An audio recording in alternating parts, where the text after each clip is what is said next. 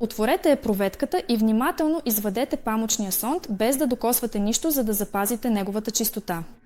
След това поставете памучния сонд в устната кухина и в продължение на 30 секунди с въртеливи движения, като че ли остъргвате горния слой клетки от вътрешната страна на бузата, съберете своя букален епител.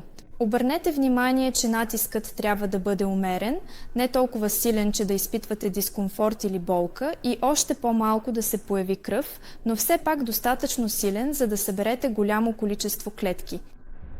С първия памучен тампон съберете горния епител от едната буза, с втория памучен тампон от другата, а с третия памучен тампон направете контролно събиране от двете бузи. Оставете памучните тампони да изсъхнат напълно. За целта ги поставете върху чиста повърхност, например върху лист хартия или салфетка.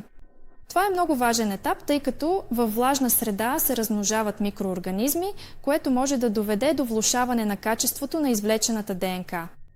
Обикновено изсушаването отнема около 7-10 минути, но ако живеете във влажен климат, този период може да се удължи. Също така, преди по-нататъчното опаковане и изпращане на памучните тампони, задължително се уверете визуално, че са изсъхнали. Добре изсушеният ДНК материал може да се съхранява в продължение на половин година. Поставете памучните тампони в малък хартиен плик. При това също спазвайте чистота и не докосвайте нищо с памучните накрайници. След това с ножица отрежете стърчащата част на тампона и запечатайте малкия плик. И след това го опаковайте в голям хартиен плик. Чакайте уведомление за готовността на вашето ДНК изследване.